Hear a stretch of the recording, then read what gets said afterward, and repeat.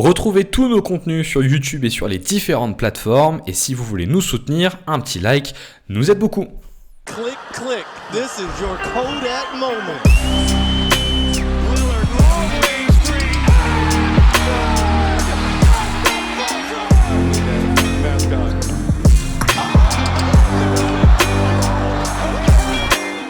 Bonjour à toutes, bonjour à tous et bienvenue sur un nouvel épisode de Beyond the Hoops. On se retrouve à la suite de ce match 4 et avant le match 5, à la surprise générale avec l'avance compris l'Enix 3-1 dans cette série. On vous avait fait la preview il y a de ça maintenant une bonne semaine avec Jérém. On vous avait fait chacun nos pronos. C'est vrai qu'on sentait plutôt les Spurs étant favoris de cette série. Et puis patatras, après 2 matchs à San Antonio, on s'est retrouvé avec 2 victoires pour l'Enix.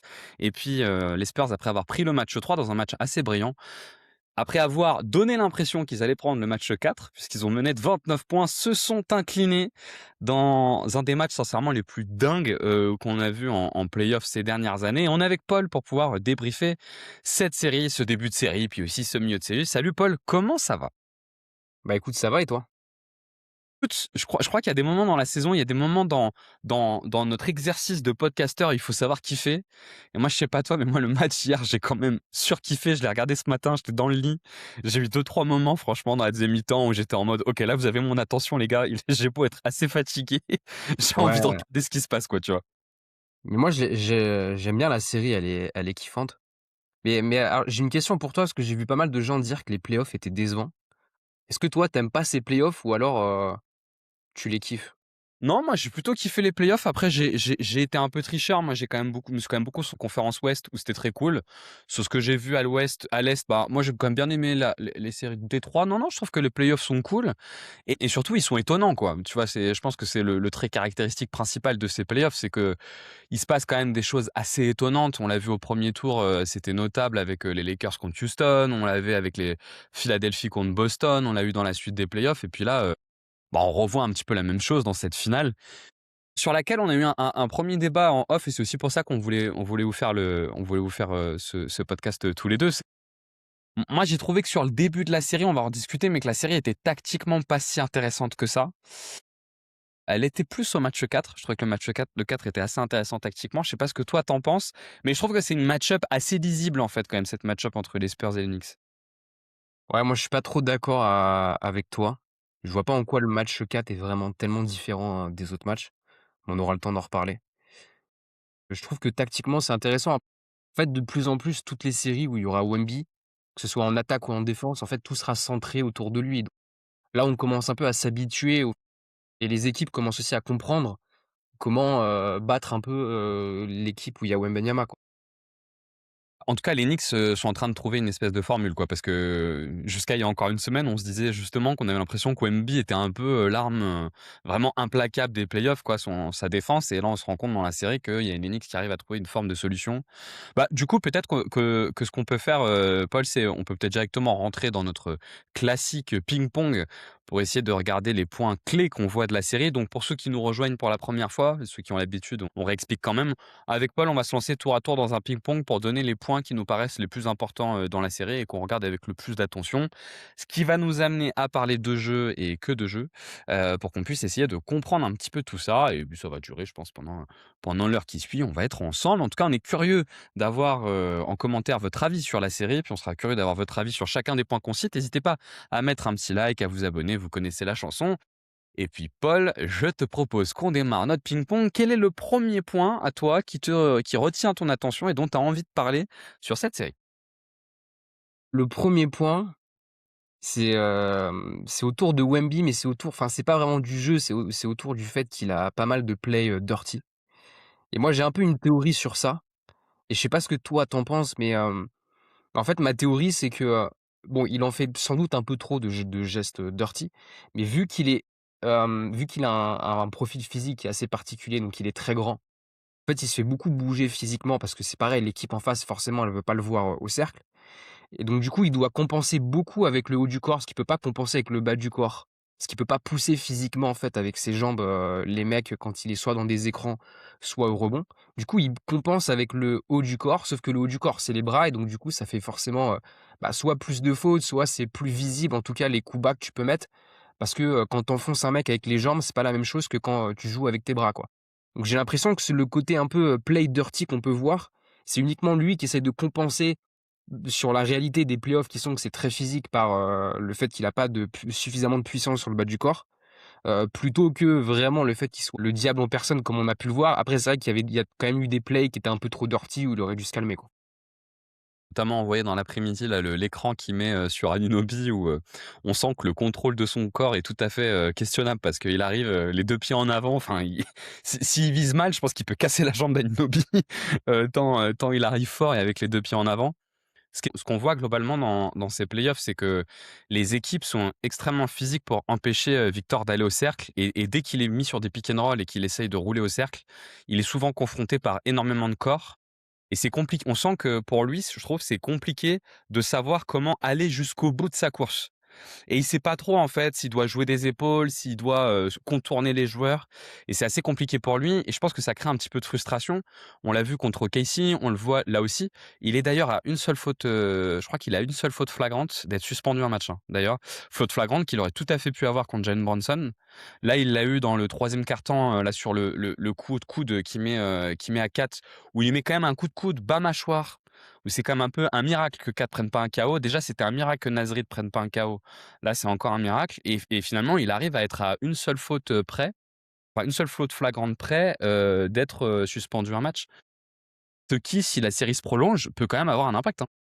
On se rappelle, toi et moi, on se rappelle très bien de 2016, hein, et de la suspension de Et bah, Draymond ouais, Green pour bah, multiplication de ouais, fautes flagrantes, hein. c'est sûr. Donc ça peut être un point qui est effectivement, assez important et je trouve que, effectivement cette frustration qu'on peut voir, chez Wemby, alors je sais pas si tu voulais dire d'autres choses sur le côté, dirty ou quoi que ce soit, mais, et auquel cas je te laisse poursuivre parce que moi j'ai un point avec lequel je peux poursuivre. Non, non, c'est bon, vas-y.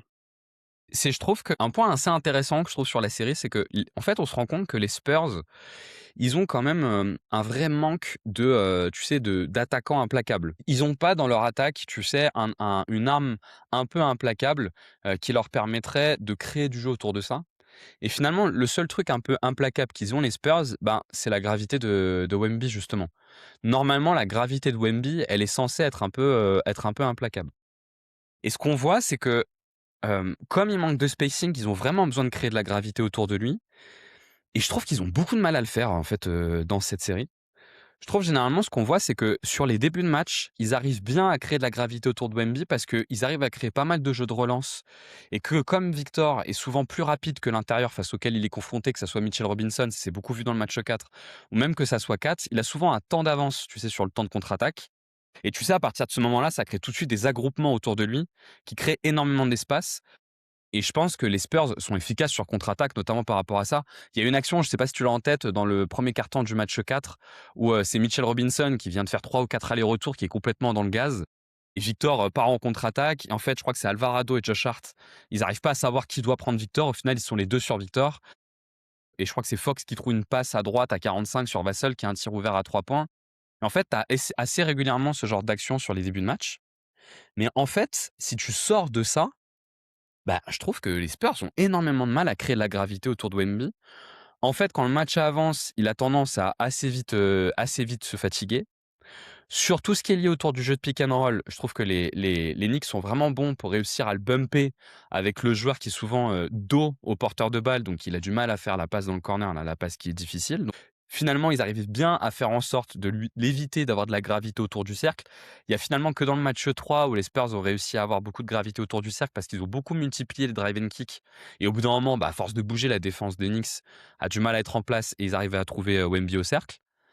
Sur le dribble, il est quand même pas mal gêné par Kat. Il a du mal à faire des drives, moi je trouve. Et les stunts des Knicks sont tellement bons que finalement il n'arrive pas tant que ça à driver. Sur le post-up, il est pas implacable. Enfin, je sais pas ce que tu en penses, mais je trouve qu'il y a un vrai souci pour l'instant dans cette série. On l'avait vu aussi un peu contre Casey sur l'attaque demi-terrain des Spurs, qui trouve aucun point d'ancrage et aucun point de gravité en fait. Mais vis-à-vis de Wemby. En fait, comme c'est leur seul joueur qui génère vraiment une forte gravité, t'as les drives de Fox qui peuvent générer un peu de gravité. Mais sinon, sur le reste, en fait, les Knicks sont jamais trop dans la surréaction.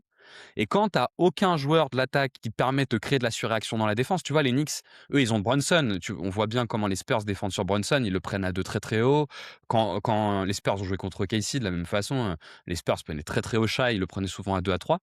Là, côté Spurs, en fait, t'as pas ce premier décalage. Comme t'as pas ce truc implacable qui génère de la prise à 2. Et que finalement, je trouve qu'ils n'arrivent pas à créer de la gravité autour de Wemby. Pour l'instant, l'attaque demi-terrain. Ouais, je trouve que, le play call de manière générale, sur la série, il est pas suffisant. En fait, ils font beaucoup, tu sais, leur système sandwich là. Ou si tu vois le système, ou si on peut le raconter vite fait, c'est que tu as un porteur de balle, tu as 2 shooters dans le corner, tu as un porteur de balle qui arrive un peu en semi-transition et en fait, tu as les 2 mecs qui viennent poser des écrans, en fait, qui sont un peu face à face. Je sais pas Mhm. quel nom ça a ce système, mais c'est pas des c'est pas du double drag ou des staggers parce que c'est pas pareil, mais en gros, il y a 2 mecs qui viennent, ils viennent poser leur écran et ensuite, bah, le porteur de balle, il choisit un côté ou de l'autre. Mais ça, ils le font pas mal. Je trouve qu'en fait, il y a des fois où ça marche, il y a des fois où ça marche pas. Mais sinon, le play call, il est pas assez diversifié de temps en temps. Et j'ai l'impression que c'est une attaque, ouais, sur demi-terrain. Si t'as pas à minima 2 écrans à chaque fois, tu un peu sur ta faim, quoi. Après, ils se sont quand même un peu adaptés. Je trouve qu'au game 3, tu vois, par exemple, ils ont essayé de mettre Mitch Rob dans les écrans. Ça a plutôt bien marché, même s'ils le font pas assez. Au game 4, finalement, à la fin du match, vu qu'ils arrosaient beaucoup, durant les 3 premiers quart-temps, ils ont été en adresse sur les 2 premiers, mais sur le troisième plus trop. Ils ont essayé un peu de foot Wemby, pareil, off ball, qui prennent un écran, mais bon, il a pas été suffisamment bon lui sur alley-oop ou pour aller finir au cercle. Donc ils tentent des choses autour de Wemby quand même en le démarrant, off ball, mais on voit aussi un peu les limites de toucher, je trouve, de cette équipe, notamment à mi-distance. Autant au cercle, ils sont vraiment impressionnants, tu vois? Avec un Harper, avec un énorme volume au cercle, il arrive à être efficace. Pareil pour Castle, mais à mi-distance, le seul mec qui était capable un peu d'être efficace, historiquement, c'est Fox. Sauf que là, que ce soit sur les playoffs ou sur la série, il est pas dedans. Et en fait, derrière, il y a pas assez de mecs qui sont dominants à mi-distance, en tout cas avec suffisamment de toucher. Et vu que le spacing est pas parfait, bah, tu as une attaque qui, en fin de match, quand tu plus trop la early offense, qui marche, bah, ça se complique, quoi. Mais d'ailleurs, ce qu'on voit, c'est que leur manque de spacing, je trouve, leur rend vraiment difficile le ciblage de mismatch, en fait. Et on a assez peu, tu vois, Wemby sur des mismatchs très favorables parce que, parce que, ils ont cette problématique de spacing qui fait que souvent, en fait, les Knicks vont générer énormément, soit ils vont switcher, soit ils vont générer énormément de prises à 2 sur Wemby si jamais il a un mismatch. Mais souvent, ils arrivent à faire même des pré-switch qui permettent de faire en sorte que Wemby soit pas sur quelqu'un. On a beaucoup vu, par exemple, notamment en match 1 et 2, les Spurs essayer de mettre Brunson sur Wemby, mais en fait, ils font vite des pré-switch qui permettent de mettre Anunoby finalement sur Wemby et il a pas tant le mismatch qu'il cherche à avoir. Et finalement, ouais, c'est assez difficile. Moi, je trouve que dans le match 3, ce que les Spurs ont plutôt bien fait, c'est que tu sais, ils ont bien réussi à multiplier les drives, tu sais, faire 3-4 drives dans une même possession. Et en fait, quand ils font 3-4 drives dans une même possession, bah, finalement, le bon travail que font les Knicks pour empêcher Wemby d'être à 2 mètres du cercle, bah, il se perd un petit peu parce que tu es moins ordonné. Et là, ils ont réussi à le trouver en hauteur, notamment dans la première mi-temps. Mais en fait, quand tu sors de ça, je trouve ça compliqué. Alors, moi, je suis d'accord, je vois ce que tu veux dire sur globalement les attaquants qui sont autour de lui. Mais je trouve que tu te rends aussi compte que si tu n'arrives pas à avoir un fort point de pression sur l'attaque, donc un fort point de gravité, en tout cas un point qui va créer beaucoup de pression sur la défense, c'est dur de créer des décalages naturels, en fait, tu vois. Et je trouve qu'ils ont du mal à créer des décalages naturels. Tu as un petit peu par l'explosivité de Fox, mais finalement, c'est limité. Bon, on reviendra dessus, mais moi je trouve qu'il y a un énorme problème sur le pick and roll Fox-Wemby. Enfin, on peut même parler maintenant si tu veux, mais je trouve qu'il y a un énorme problème sur le pick Fox-Wemby. Je trouve que la qualité d'écran de Wemby est vraiment catastrophique et la qualité de roll est vraiment pas bonne, ce qui pose vraiment des soucis. Et finalement, ben, je trouve que les Spurs, le seul match où ils ont réussi vraiment à bien attaquer de bout en bout, c'est quand ils ont réussi à créer de la gravité au cercle par Wemby, mais ils n'y arrivent pas trop. On voit pas trop, tu vois, les pin down qu'on a beaucoup vu pendant la saison régulière. Moi, j'ai pas trop vu de pin down, là, tu vois, autour de Wemby. Ils essaient pas trop de le mettre en mouvement. C'est étonnant, tu vois? Il essaie pas de Moi, profiter de sa vitesse. Il y a pas trop de sorties d'écran non plus.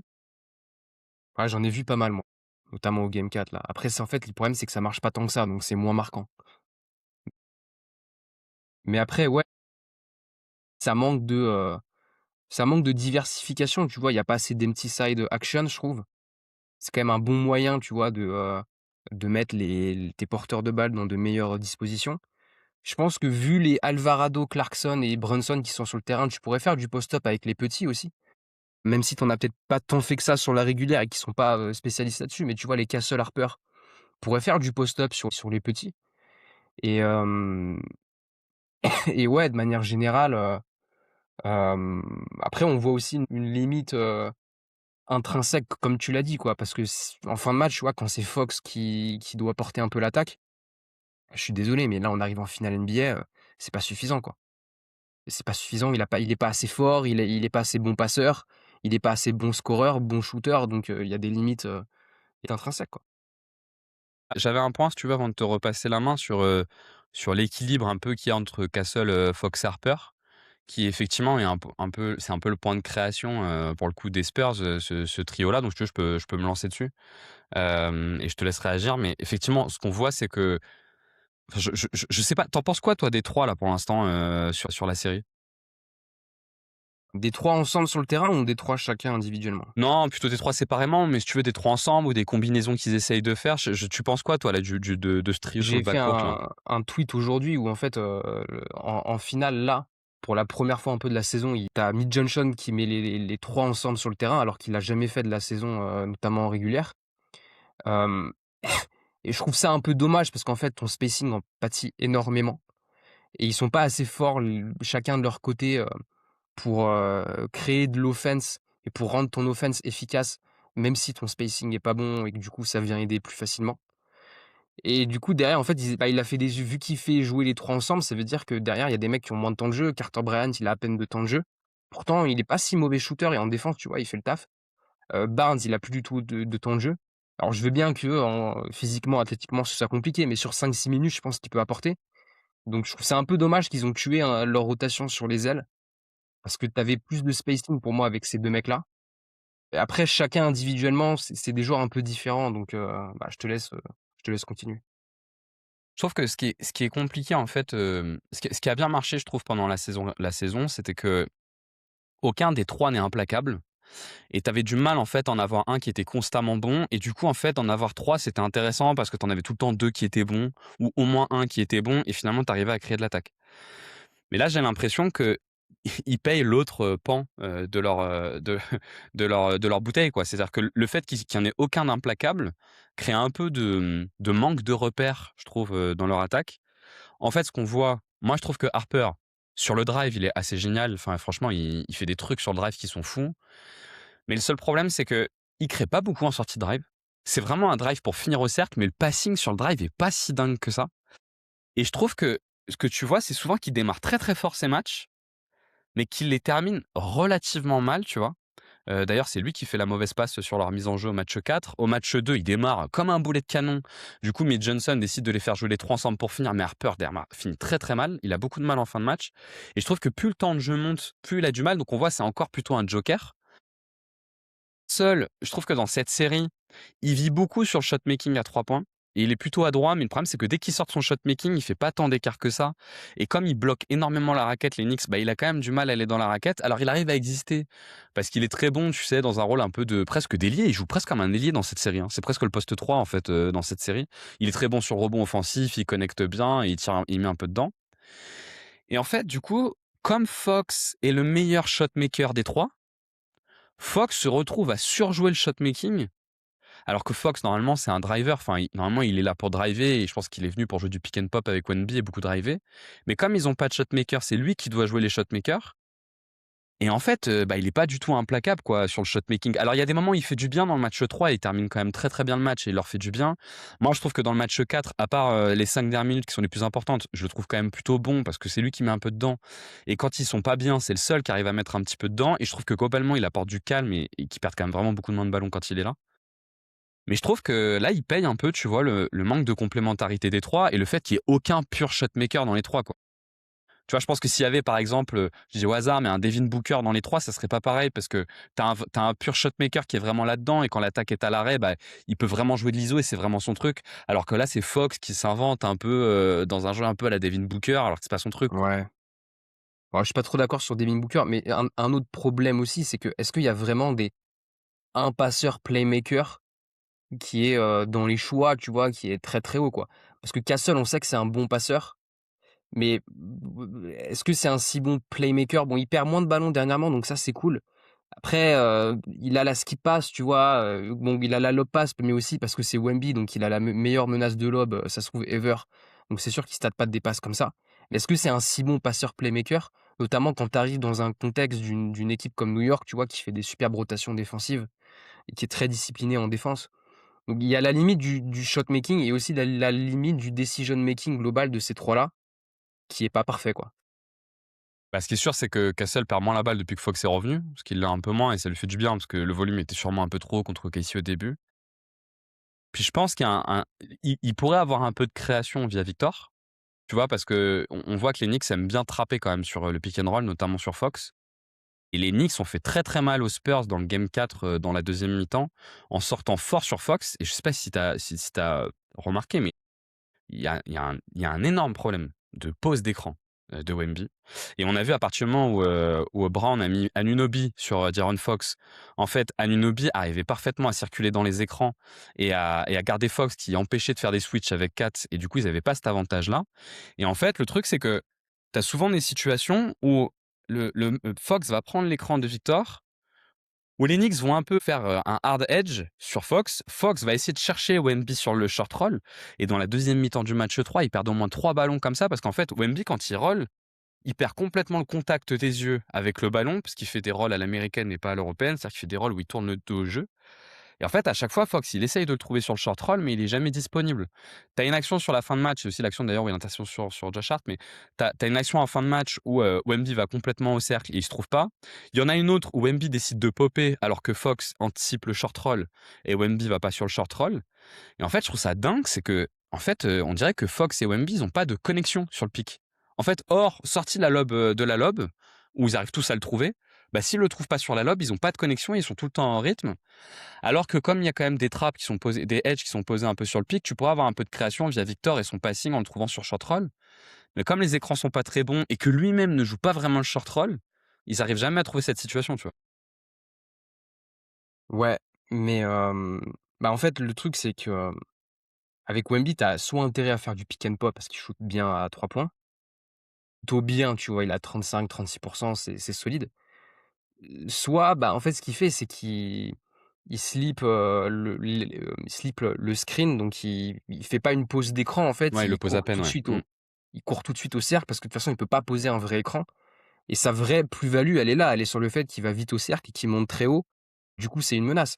Mais du coup, pour moi, tous ces problèmes, c'est plus lié à Fox qu'autre chose parce que, en fait, tu peux, avec Fox en porteur de balle, tu peux te permettre de, sur demi-terrain avec Mitch Rob ou Kat de faire du drop parce que tu es pas trop en danger vis-à-vis de son shot making et derrière le niveau de passing de Fox, il est pas suffisant pour, ou même, tu vois, de Harper des fois ou de Castle qui est pas suffisant pour aller chercher Wemby sur autre chose que: «OK, une fois qu'il y a l'écran, bim, je balance le lob», tu vois? Ça manque un peu de manipulation de défense aussi, tu vois? D'aller drive, «Ah bah tiens, je fais ce type de montée au cercle et finalement je la passe dans le petit trou, entre les défenseurs», donc voilà. Mais d'autant que ce qui est emmerdant, c'est que encore qu'ils soient bloqués sur un type de défense, ça peut arriver. Mais là où tu as raison, c'est qu'on les a vus être bloqués sur de la défense de drop, où ils n'arrivent pas à trouver Wemby en hauteur, et qui sont aussi bloqués sur de la défense de edge. Et parce que le deuxième mi-temps du match 4, c'est que du edge, hein. Enfin, sur le pic, il sort tout le temps fort sur Fox. Et le truc, c'est que comme les Spurs sont absolument dans soit le cercle, soit le 3 points, bah, ils n'utilisent pas du tout l'arme du short roll et ils sont un peu coincés, quoi. Et d'ailleurs, je trouve que finalement, tu vois, ce manque de connexion sur le pic, ce manque de créateurs naturels fait qu'ils vont énormément faire du drive and kick. Ils font énormément de drive and kick, les Spurs. Et dans leur drive and kick, ils se terminent tout le temps par des 3 points parce que les Knicks ferment bien le cercle. Et là, le match 4 est typique de ces problématiques-là, c'est-à-dire que tu as une mi-temps où tout rentre à 3 points et une mi-temps où ça rentre pas dedans à 3 points. Et je trouve que vraiment, ce qui leur manque, c'est, tu vois, quelque chose qui va casser cette méta. Il leur manque vraiment un joueur qui va venir casser cette méta de faire du drive and kick, donc de soit à trouver victoire sur du lob sur des drive and kick, soit de trouver du 3 points. Parce qu'en fait, dans la deuxième mi-temps du match 4, ce dont ont besoin les Spurs, c'est de casser le run des Knicks. Et donc, tu vois, être un peu bon sur du shot making à mi-distance, ça leur aurait fait du bien. Réussir à trouver un peu de post-up, ça leur aurait fait du bien. Mais ils le trouvent jamais parce que c'est pas leur méta. Et ça s'effondre comme ça, quoi. Ouais. Mais je trouve qu'aussi ça manque de jeu collectif derrière la première action. Parce qu'ensuite on va passer sur les Knicks, mais je trouve qu'eux, ils excellent vraiment. Parce qu'ils ont pas non plus de trucs un peu méta, les Knicks, à part la configuration du five out avec Kat, dans un profil particulier, tu vois? Bon, Brunson, c'est pas un joueur méta, je trouve, même s'il est on va en reparler, mais il est bon dans ce qu'il fait. Mais par contre, eux, derrière la première action, en fait, ils continuent à faire bouger la balle, ça drive, ça kick, et c'est comme ça qu'ils arrivent à fatiguer Wemby et à trouver des shoots ouverts. Et le jeu collectif des Spurs, je trouve qu'on l'a pas assez vu, quoi, tu vois? Ça veut trop forcer sur la première action parce qu'en fait, la première action, elle a toujours marché toute la saison, de manière générale. Et là, vu qu'elle marche plus trop, bah, ils ont du mal à se dire: «Ouais, mais faut bouger la balle, faut, drive and kick». Ils l'ont fait un peu dans le game 3, tu vois? Avec, par exemple, leur système sandwich et bim, tu balances à Fox dans le corner. En fait, Fox, lui, il va drive dans un second temps pour aller chercher Wemby, sur du lob, mais ils le font pas assez, quoi. Ils font pas assez tourner la balle et créer des décalages, sur les 2e et 3e actions. D'autant qu'en plus, les mecs qui trouvent souvent sur la deuxième, troisième action, ça va vite être Vassell et Champagny, qui sont des joueurs qui peuvent prendre les intervalles. Vassell peut prendre les intervalles, mais il a pas du tout de playmaking, une fois qu'il a pris l'intervalle. Et en fait, du coup, quand Vassell, il va prendre l'intervalle, c'est intéressant parce qu'il met un peu de pression au cercle, mais en fait, il va jamais jusqu'au bout, il s'arrête tout le temps à mi-distance et il rekick à 3 points. Et finalement, ils finissent toujours par partir dans le du 3 points. Et effectivement, ils sont un peu bloqués là-dessus.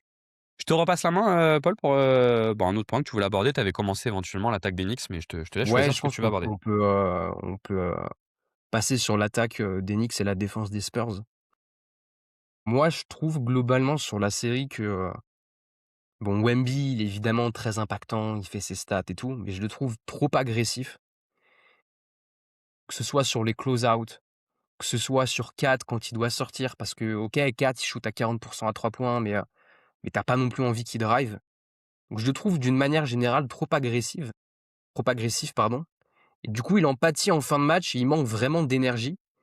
Et vu que New York bouge excellemment bien le ballon, notamment comme on vient de le dire à travers les deuxième et troisième actions, bah, lui, il doit encore fournir encore plus d'efforts et on arrive un peu à une espèce de limite où, en fait, il s'est toujours forcé à faire les efforts sur les close-out toute la saison, hem et et avoir un peu ce surplus d'énergie qui fait que, bah, quand lui, il l'a, il est très impactant parce qu'il est tellement grand, il est souple, tout ce que tu veux. Mais que là, de manière générale, en fait, le jeu collectif des Knicks et vu qu'ils sont en five out, il doit constamment, en fait, faire énormément d'efforts, bouger énormément et que même s'ils arrivent un peu à trouver des solutions, tu vois, ils ont plus accepté le switch, sur Brunson.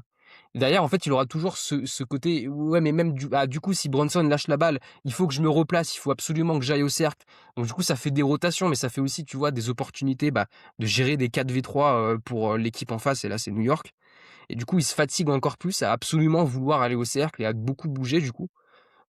Et ouais, je trouve que de manière générale, en fait, New York a plutôt bien, géré le cas Wemby en le mettant déjà beaucoup dans les actions, mais ça, on en reparlera peut-être après. Mais le surplus d'agressivité de Wemby, il le paye, je trouve, beaucoup dans cette série et surtout en fin de match. Je suis tout à fait d'accord avec toi. D'ailleurs, je trouve que les Knicks font bien mieux qu'OKC le travail, de sap, sur Wemby pour l'épuiser et je trouve qu'OKC l'avait relativement mal fait en l'attaquant insuffisamment et les Knicks, l'attaquent de manière beaucoup plus frontale. Je trouve que ce que tu dis sur le manque d'énergie de Wemby, ça s'est particulièrement vu au match 1 et 2 où vraiment il termine les matchs où je le trouve vraiment en difficulté. C'est intéressant, hein, ce qu'essayent de faire les Spurs, défensivement, avec Victor. On s'attendait un peu tous à ce que les Spurs mettent Victor sur Josh Hart. Même Josh Hart, tu te rappelles, en conférence de presse avant le premier match, avait dit bah, si on met le meilleur défenseur du monde sur moi, c'est probablement que je suis un très bon attaquant. Et il disait qu'il était persuadé que Victor allait être sur lui. Et finalement, c'est pas ce qui s'est passé. Victor s'est retrouvé sur 4. Mais en fait, ils ont un modèle de gestion qui est un petit peu particulier. Je pense que ce que se sont dit les Spurs, c'est comme Kat et Brunson, c'est un vrai pic de shooter. Ils voulaient probablement pas mettre Victor en low man et plutôt le mettre directement sur le pic. Et du coup, il a 4 au début des actions. En plus, il se trouve que comme ils ont que des petits, les Spurs, il y avait un peu le risque si Victor démarrait pas les possessions sur 4 que 4 ait un mismatch naturel, facile en fait en permanence parce que si c'est Vassell ou Champagny sur lui, enfin il y a un tel décalage de puissance, et de taille que le mismatch est évident. Et du coup, ce qu'ils ont beaucoup fait les Spurs dans les 2 premiers matchs, mais aussi dans le match 3 et 4, c'est que en fait, Wemby prend 4 au début des possessions pour voir si 4 est impliqué dans la possession dès le début ou si c'est lui qui crée. Et généralement, une fois que la balle a tourné une première fois, si jamais c'est pas sur 4, Wemby se décale en low man et le mec qui était dans le corner va prendre 4. Ce qui, il faut le dire, bah, ça marche super bien. Enfin, la défense des Spurs, elle marche bien. Je veux dire, l'efficacité des Knicks, elle est relativement basse dans cette série. Mais moi, ce que j'ai trouvé sur le match 1 et 2, c'est que quand tu regardes Wemby, il fait que bouger, comme tu le dis, il fait que bouger et il fait que communiquer. Il est tout le temps en train de communiquer, de dire à tel joueur de monter, de descendre. Lui, il se réajuste.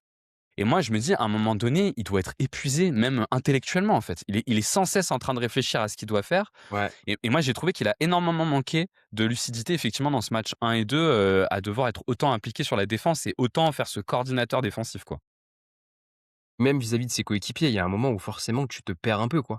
Surtout quand encore en face, tu as un five out et que du coup dans un five out, c'est, d'autant plus, long de faire les rotations ou des choses comme ça.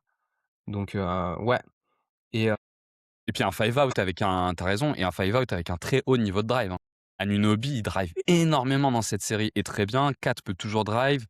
Ils disent, même s'il est plus sur le mid-distance, peut drive. Brunson peut drive. Et puis Josh Hart met énormément de bordel. Même s'il drive pas, il cut énormément. Ils mettent beaucoup de pression au cercle, en fait, les Knicks, dans leur five out, hein. Même avec Wemby sur le terrain. ils ont des ailiers qui sont soit physiques, soit grands, avec une grande envergure et qui sont, ultra droits au cercle. Donc là-dessus, il y a eu des drives assez impressionnants. Doji qui drive sur Wemby, qui arrive à l'attirer parce qu'il a du shoot et il vient finir et tranquillement, bon avec un dunk, hein, mais tu vois, il drive parfaitement off the catch pour aller punir le close-out un peu trop agressif de Wemby et du coup, ouais, je pense il y a un peu un sujet là-dessus, même, tu vois, pour les années à venir et pour les séries à venir est-ce qu'on n'en demande pas trop à Wemby? Est-ce qu'on veut pas absolument est-ce que des fois on ferait pas mieux juste d'accepter d'avoir un peu moins de rim prot, de rim protection pour que lui, bah, ça lui se fatigue aussi un peu moins?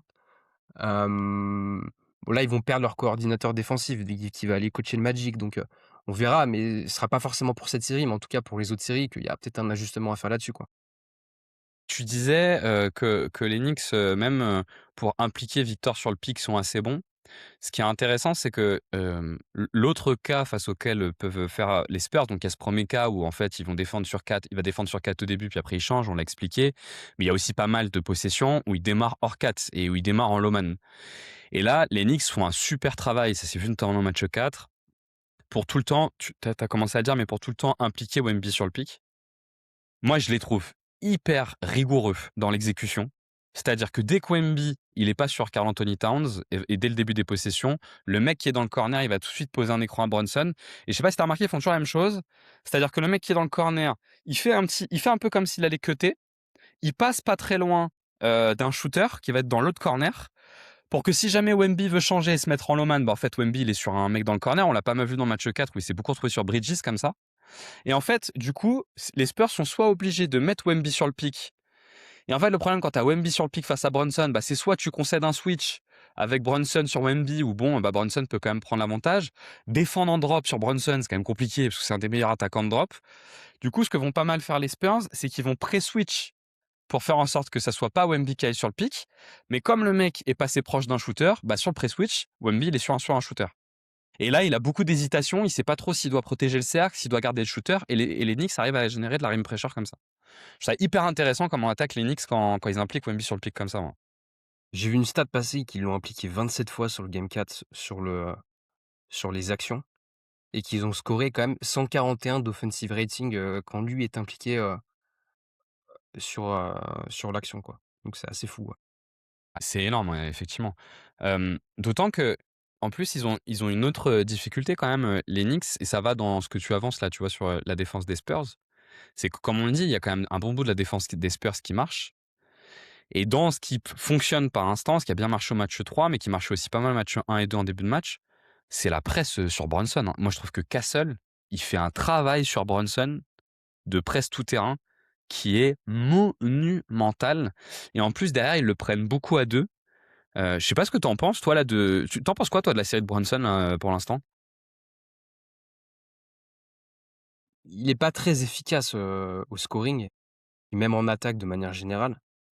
Après, c'est particulier à juger parce que c'est vrai que quand tu regardes les matchs, tu te dis: «Waouh!» En fait, quand les shoots rentrent, c'est des shoots très compliqués et finalement, il c'est quand même un joueur qui crée beaucoup de décalage parce que, bah, il a quand même un bon niveau de playmaking il est tout le temps dans tu sais, dans le changement de rythme, en fait, parce qu'il peut que créer la différence comme ça, vu qu'il est petit.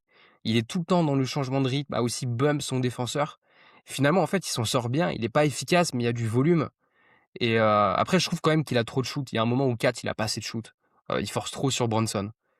Il doit pas finir à chaque fois des actions, mais même s'il est pas adroit, il crée quand même des décalages. Il y a un shot making qui est très compliqué, mais du coup, il les met quand même. Et puis c'est pareil, on l'a vu depuis le début des playoffs, mais il l'implique off-ball, pose des écrans off-ball par moment. On voit dans des actions où c'est pas lui le porteur de balle de l'action. Donc ouais, là-dessus c'est intéressant. Et en plus il est clutch. C'est sûr que quand t'es clutch, tes coéquipiers ont fait le taf et toi tu finis derrière avec un gros shot making, ça aide. Mais ouais, sans qu'il soit exceptionnel, tu vois quand même l'énorme plus-value qu'il peut avoir sur un terrain, quoi. Je trouve que tu vois, il a ce que les Spurs ont pas. Moi, je l'ai évoqué au début. Je trouve que les Spurs, il leur manque vraiment un générateur de décalage naturel, enfin évident, parce qu'ils ont du mal à le faire avec Wemby. Je trouve que il est effectivement son efficacité est pas très haute, mais par contre, il génère des décalages en permanence. Parce que bon, Castle fait un super travail sur lui en individuel et franchement, ce que doit faire Brunson pour se libérer de Castle, c'est quand même énorme et souvent ça fait perdre beaucoup de temps dans les possessions et ça marche bien. Mais sorti de ça, il va générer énormément de prises à deux. Et en fait, les Spurs le prennent très haut à deux. D'ailleurs, je serais curieux de savoir si tu trouves qu'ils le prennent trop à deux. Mais ils vont beaucoup le prendre à deux. Et je trouve que d'ailleurs, c'est marrant parce que il y a une action qui est symbolique de ça. C'est l'action du type de Anunoby, sur la claquette d'Anunoby. C'est que là encore, tu es encore dans une situation où les Spurs ont peur de Brunson. Dès qu'il y a le switch sur Wemby, t'as Fox qui vient de faire la prise à deux sur Brunson. C'est sûrement une consigne. Et je trouve que Brunson, d'ailleurs, a une super action parce qu'il reste pas beaucoup de temps. Et plutôt que de forcer avec le dribble pour essayer de déborder Wemby, il y a le décalage qui est créé tout de suite. Il tente son tir et tu vois tout le monde qui crache côté Knicks au rebond. Et en fait, comme il shoot suffisamment tôt, bah, tu as une opportunité de rebond offensif. Alors, en l'occurrence, il fait une claquette. Mais bon, t'aurais aussi, vu le temps qui restait, il restait 2 secondes, tu aurais pu avoir quelqu'un qui prend un rebond et qui remonte, quoi. Mais c'est un vrai générateur de prise à deux. Bon, quand tu as un générateur de prise à deux sur le terrain, tu as toujours un gros avantage quand même, hein.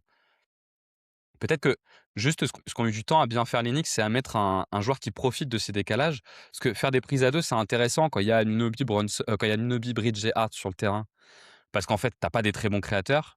Et ce qu'ont bien fait les Knicks dans le quatrième quart-temps du match 4, c'est de mettre Alvarado, qui pour le coup, lui, a beaucoup profité de ses prises à deux parce qu'il était capable de faire du connecting, qui bouge beaucoup, de driver en sortie et de créer un petit peu, quoi.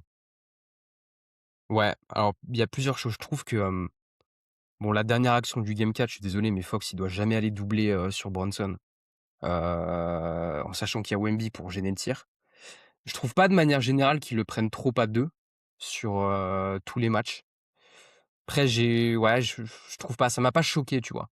Contrairement à ce qu'ils avaient fait sur Shai où c'était trop abusé, je trouve. Là, ça m'a pas choqué.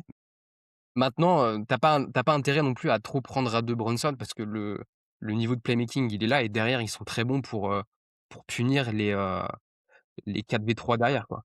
Donc ça, là-dessus, c'est sûr.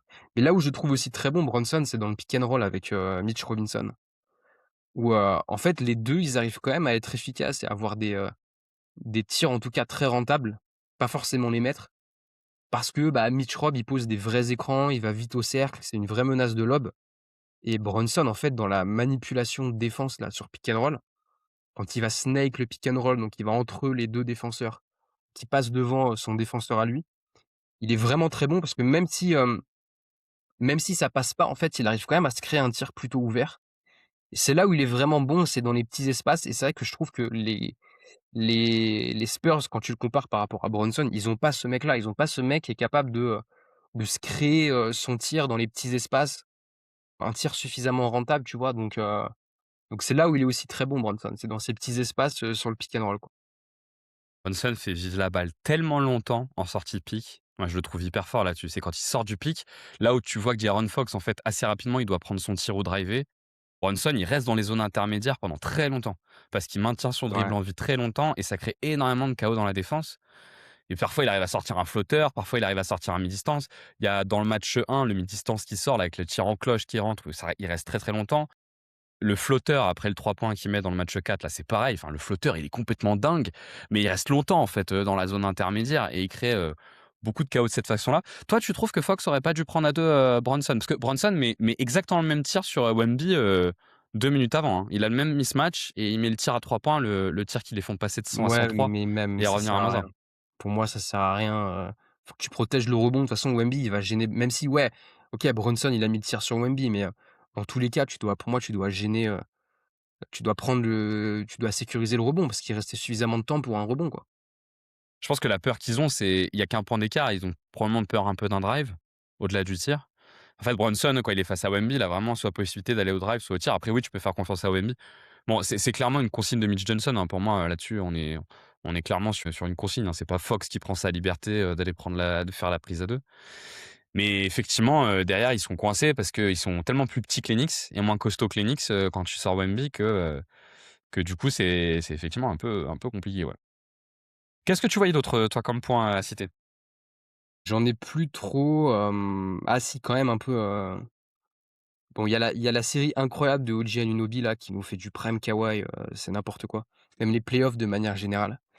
Mais c'était plus, un truc au niveau du shoot où je trouve que, les Knicks shootent hyper bien à 3 points sur tous les playoffs et ils continuent à le faire, sur les finales. Et tu vois, quand je repense aux Pacers, des 2 dernières années qui avaient aussi des joueurs, très forts, enfin qui shootaient très bien en playoff alors que c'était pas forcément le cas en régulière, je me dis: «Putain, avec du fond de jeu et avec un five out, au final, tu as des joueurs qui peuvent vraiment, augmenter leur pourcentage à 3 points, avec un vrai fond de jeu et un five out». Parce que j'ai l'impression qu'ils ont plus d'espace aussi pour shooter dans un five out.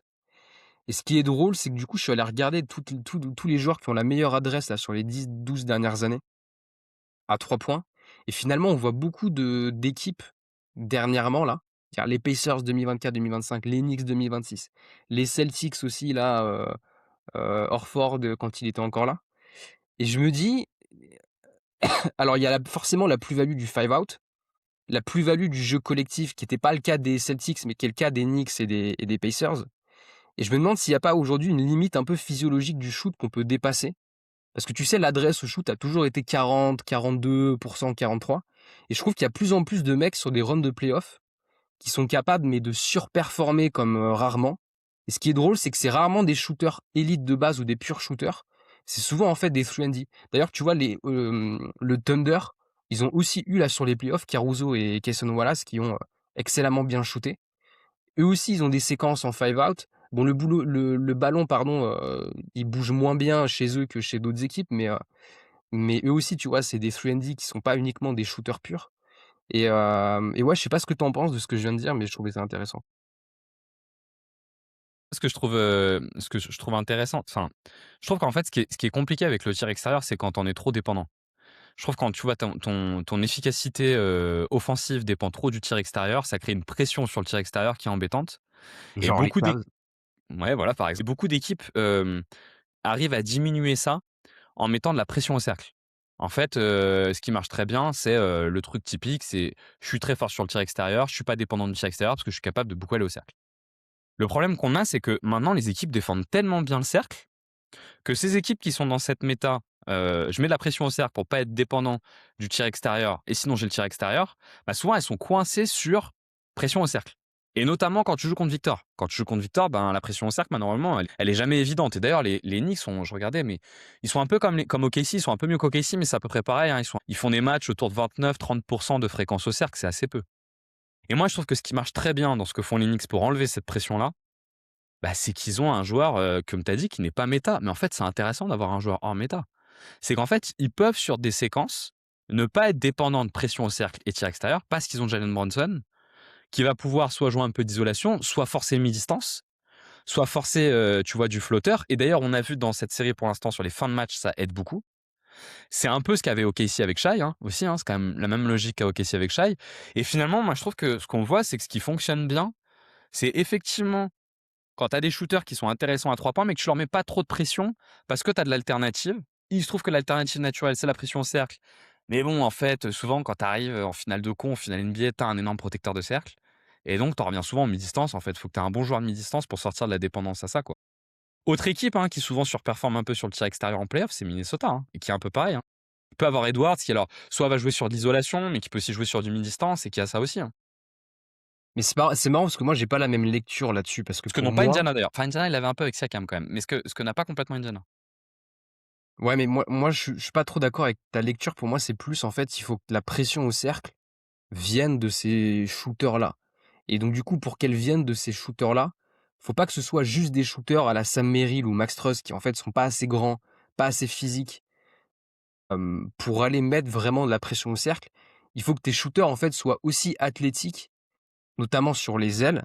Pour moi, ils en ont 3 qui sont énormes là-dessus, avec les Knicks, avec Michael, OG et Hart, qui sont peut-être le meilleur trio d'ailier role player de la ligue.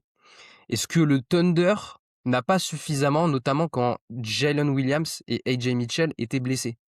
Et que derrière, en fait, c'est Caruso, il est plutôt bon cutter, mais tu vois, Lou Dort, en fait, il va jamais au cercle, il est pas bon au cercle.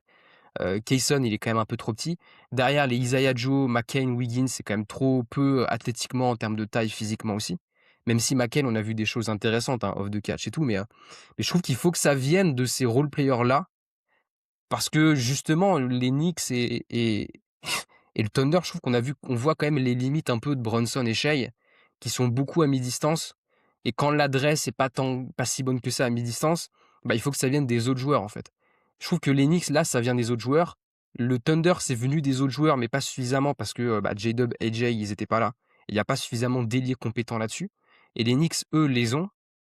Après, bon, il y a aussi le côté hasard des fois du 3 points, hein, mais ouais, pour moi, il faut que ça vienne plus de tes role players que du franchise player.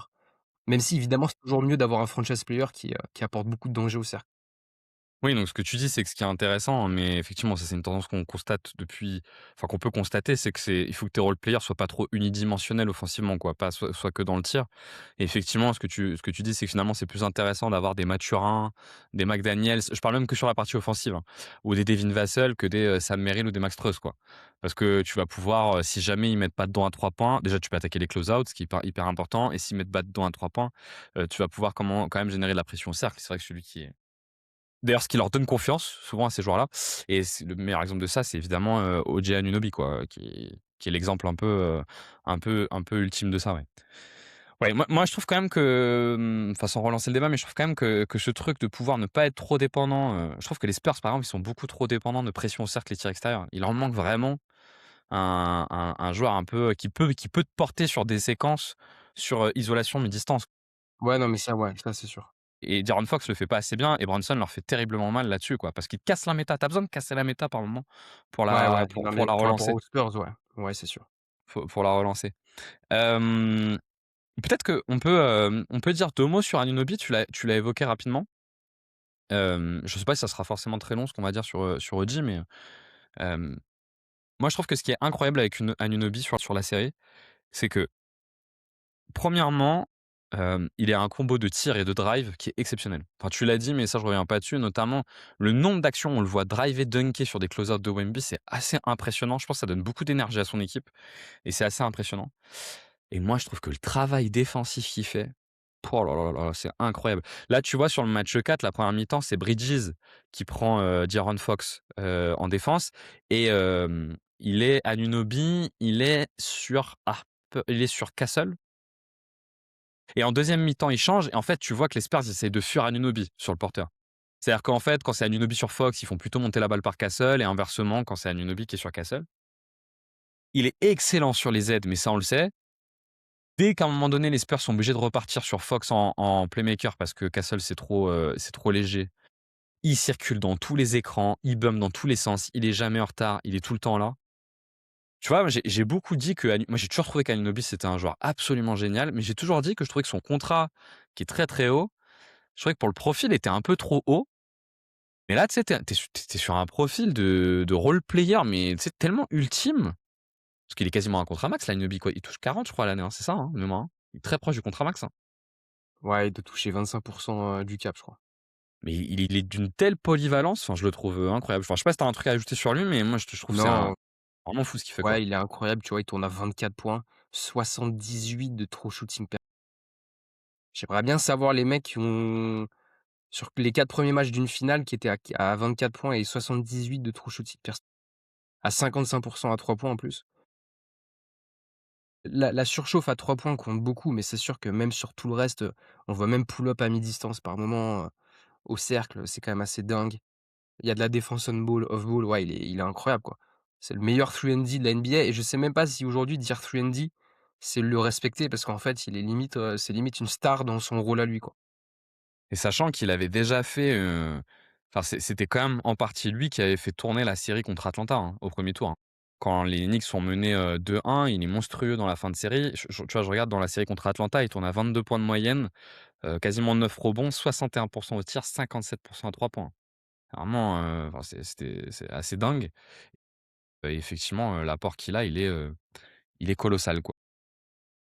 Moi, j'avais peut-être un dernier point sur, la bataille des possessions. C'est quand même la première fois dans ces playoffs que les Spurs ne gagnent pas vraiment la bataille des possessions. Ça s'explique en fait, les Spurs ont, pour toute série défensive, un gros avantage, c'est qu'ils vont tout le temps gagner la bataille de la fréquence au cercle. Ils la gagnent tout le temps, ce qui est hyper important de gagner la bataille de la fréquence au cercle. Les Knicks arrivent bien à limiter la casse, mais les Spurs sont quand même nettement au-dessus et en fait, OKC avait bien réussi à diminuer la fréquence au cercle des Spurs. C'est la présence d'Holmgren et Hartenstein qui est là et là, les Spurs, en plus, ont retrouvé une très haute fréquence au cercle. Mais ils ont plusieurs soucis, les Spurs, pour gagner la bataille des possessions.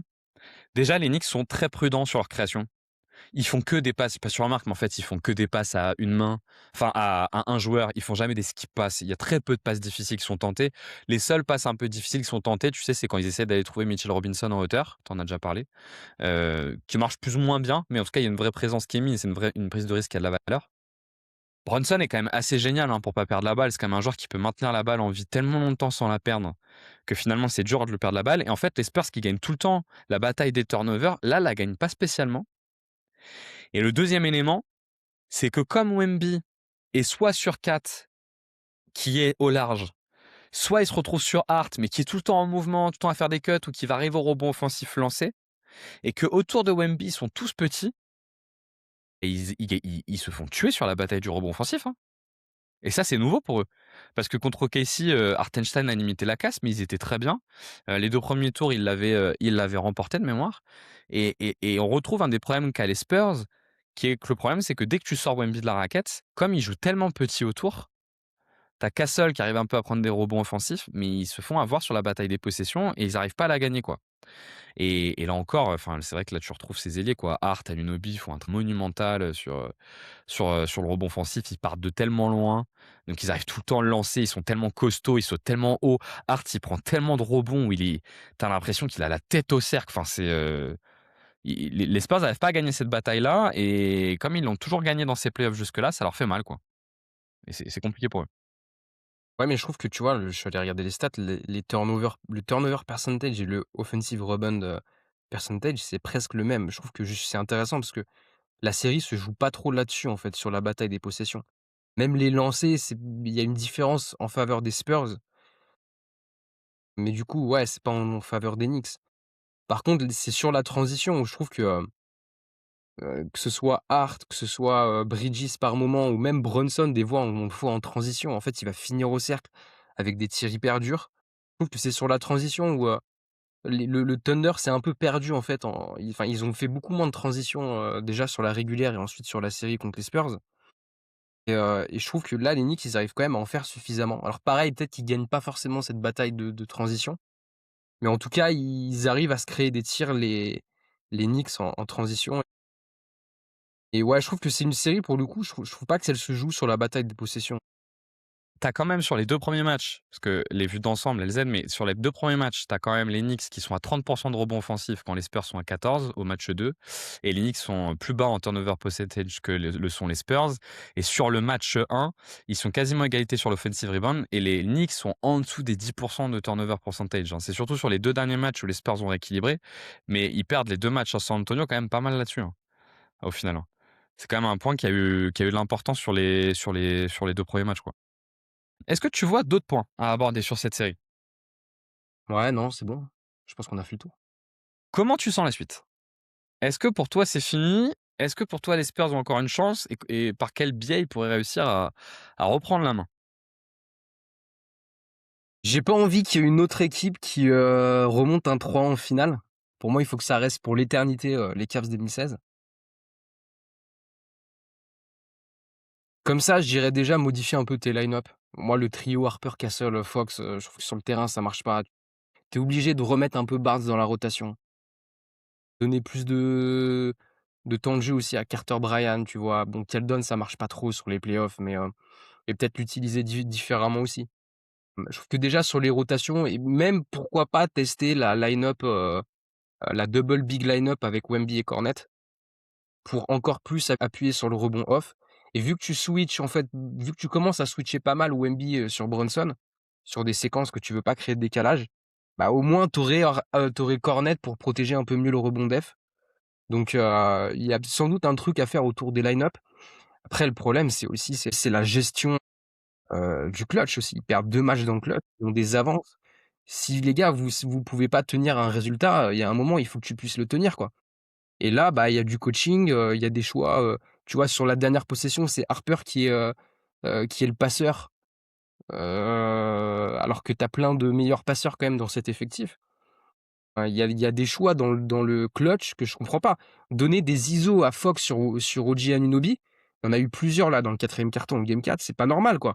Il y a un moment où vous faites des actions, enfin faites autre chose. Si Harper il est en confiance, tu lui donnes la balle, quoi. Donc il y a pas mal de choix dans le clutch qui sont très discutables et ça, je suis un peu inquiet quand même. Après, les line-up, est-ce que ça fera une énorme différence? Je sais pas, donc ouais. Je trouve que ce qui est, je suis pas trop inquiet, tu vois, sur la dimension, mentale. J'ai vu pas mal passer de trucs, dire, que ça avait tué un peu mentalement les Spurs. Il y a quand même 3 jours avant le match, 5 et le match 5 est à San Antonio. Moi, je suis pas trop inquiet de ça.